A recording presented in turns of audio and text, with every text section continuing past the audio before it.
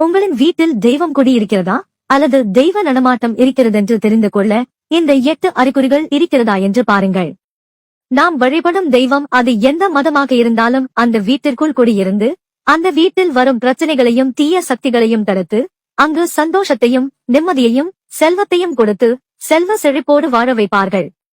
அந்த தெய்வங்கள் நம்முடைய கண்களுக்கு தென்படவில்லை என்றாலும் உங்களின் வீட்டில் குடியிருக்கிறார்கள் என்று உங்களுக்கு அறிகுறிகளை உணர்த்திக் கொண்டே இருக்கும். ஆனால் அந்த அறிகுறிகளை நீங்கள் அறியாமையால் கவனிக்காமலும் இது அதற்கான அறிகுறி என்று உணராமலே இருப்பீர்கள். இப்படி உங்களின் வீட்டில் தெய்வ நடமாட்டத்தின் அறிகுறிகளை கண்டறியும் 8 காரியங்களை பார்ப்போம். முதலாவதாக, உங்களின் வீட்டை சுற்றி பறவைகள், குறிப்பாக காகம், குருவிகள், பட்டாம்பூச்சிகள், அணில்கள் போன்றவைகள் மற்ற வீடுகளை விட உங்களின் வீட்டையே சுற்றிக் கொண்டிருக்கும். உங்களின் வீடுகளில் வரும்போது அவைகள் மிகவும் பாதுகாப்பான ஒரு இடத்தைப் போல் உணர்வார்கள். மேலும் காகத்தின் நடமாட்டம் அதிகமிருந்தால் அந்த வீட்டிலுள்ள முன்னோர்களின் ஆன்மாக்கள் சந்தோஷமாக இருப்பதையும் உணர்த்துகிறது.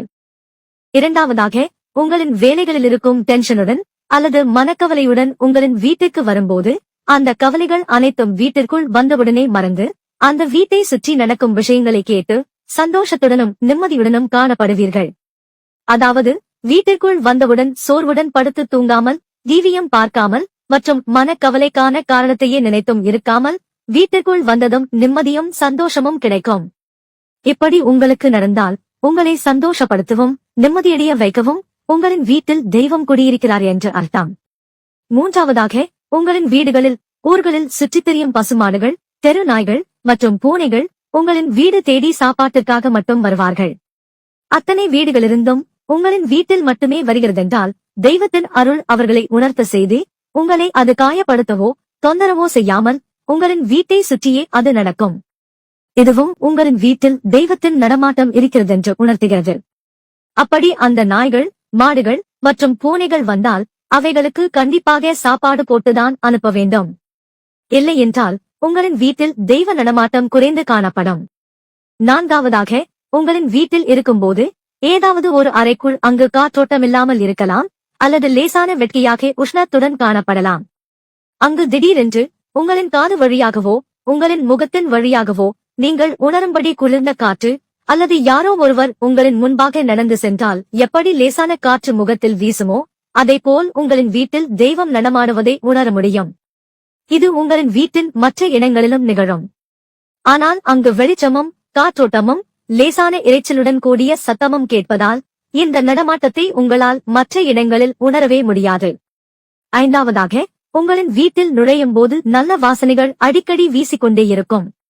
அது மஞ்சள் முதற்கொண்டு கிராம்பு, ஏலக்காய், ஊதுபத்தி, செடிகளின் வாசனை, மல்லிகை பூக்கள் மற்றும் நறுமணத்தை தரும் வாசனைகள் அடிக்கடி வீசிக்கொண்டே இருக்கும். இது உங்களால் உணர முடியவில்லை என்றாலும் உங்களின் வீட்டில் வருகை தரும் விருந்தினர்களால் கண்டிப்பாக உணர முடியும். இப்படி நறுமணத்தை தரும் வாசனைகள் வீசிக்கொண்டே இருந்தால் அந்த வீட்டில் தெய்வம் குடியிருப்பதை உறுதி செய்யலாம். ஆறாவதாக, சில வீடுகளில் வீட்டிற்கு முன்பாக நடப்பட்டிருக்கும் செடிகள் மற்றும் மரங்கள் வாடியம் பட்டு போனது போல் காட்சியளிக்கும்.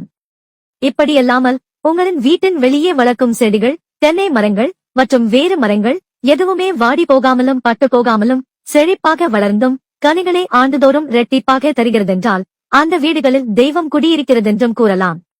ஏழாவதாக, உங்களின் வீட்டில் தானம் கேட்பதற்கோ பிச்சை கேட்பதற்கோ தெரிந்தும் தெரியாதவர்கள் 10ற்கும் 50ற்கும் பணம் கேட்டு வருபவர்கள் மற்றும் யாரென்றே தெரியாதவர்கள் மற்ற வீடுகளை தவிர்த்து உங்களின் வீட்டில் மட்டும் தண்ணீர் குடிக்க வருகிறார்கள் என்றால் அவர்களுக்கான தேவைகள் நிறைவேறும் என்பதை உங்களின் வீட்டின் அருகில் வரும்போது உங்களின் வீடுகளில் இருக்கும் தெய்வம் அவர்களை உணர்த்துகிறது. அப்படி மற்ற வீடுகளை தவிர்த்து உங்களின் வீடுகளில் மட்டும் வந்தால் அந்த வீட்டில் தெய்வீக சக்தியும் தெய்வத்தின் நடமாட்டமும் இருக்கிறதென்று அர்த்தம். அப்படி வருபவர்களை வெறுங்கையாக அனுப்பிவிடாமல் அவர்களின் மனம் நிறையும்படியாக அனுப்பிவிட்டால் மென்மேலும் உங்களின் வீட்டில் செல்வமும் பணவரவும் அதிகரித்து தெய்வம் உங்களின் வீட்டில் நிரந்தரமாக குடிகொள்ளும். எட்டாவதாக, திடீரென்று உங்களின் வீட்டில் எதிர்பாராத பொருளாதார நெருக்கடி ஏற்படும். அந்த நேரத்தில் அந்த நெருக்கடி மாறுவதற்குள் நீங்கள் யாரிடமும் கடனை பெறாமல் அல்லது நகைகளை அடகும் வைக்காமல், குழந்தைகளுக்கு நோயும் வராமல், மளிகை சாமான்களுக்கு தட்டுப்பாடும் வராமல், வீட்டு செலவுகளையும் மற்ற செலவுகளையும் எப்படியென்றே தெரியாமல் சமாளிப்பீர்கள். அந்த பொருளாதார நெருக்கடி மாறி அந்த நெருக்கடி உங்களுக்கு கஷ்டத்தை கொடுக்காமல் எப்படி சமாளித்ததென்பதை நீங்கள் ஆச்சரியமாக யோசிப்பீர்கள். அப்படி உங்களுக்கு வந்த நெருக்கடி தடைப்பட்டு கிடந்த காசு மூலம் சமாளித்திருக்கலாம், அல்லது உங்களின் அப்பா அல்லது அம்மா அல்லது மாமனார் மாமியாரின் வருகையால் அவர்கள் கொடுத்த அன்பளிப்பு மூலமாகவோ அல்லது உங்களுக்கே தெரியாமல் எப்படியோ பணம் உங்களிடம் வருகிறதென்றால் அது கண்டிப்பாக உங்களின் வீட்டில் குடியிருக்கும் தெய்வத்தால் தான் நிகழ்ந்தது. நீங்கள் அவருக்கு கொடுத்த காணிக்கைகள் மற்றும் பிரார்த்தனைகள் மற்றவர்களுக்கும் உயிரினங்களுக்கும் மனமறிந்து உதவிகளும் உணவுகளும் கொடுப்பதால் அந்த தெய்வமாகவே கைமாறாக உங்களை பட்டினி போடாமல் உங்களின் குடும்பத்தை நோய்கள் வராமல் பாதுகாத்தும் உங்களுக்கு சேர வேண்டிய பணம் மற்றும் தேவைகளை அன்பளிப்புகள் மூலமாக கொடுக்கிறதென்றால் நீங்கள் மிகவும் அதிர்ஷ்டசாலியும் உங்களின் வீட்டில் தெய்வம் குடியிருக்கிறதென்று அர்த்தம். ஆனால் இது உங்களின் வீட்டில் குடியிருக்கும் கடவுளால் நிகழ்ந்ததென்று பல பேர் இன்னும் அறியாமையால் இருக்கிறார்கள். நான் கடைசியாக சொன்ன இந்த காரியம் என்னுடைய குடும்பத்தில் நடந்திருக்கிறது. இதேபோல் உங்களின் குடும்பத்தில் தெய்வ நடமாட்டம் இருந்தால் எந்தெந்த அறிகுறிகளை நீங்கள் உணர்ந்தீர்கள் என்றும் மேலும் இதை போன்ற அறிகுறிகள் உங்களுக்கு தெரிய வேண்டுமானால் அறிகுறி பார்ட் 2 என்று கமெண்ட் செய்யவும்.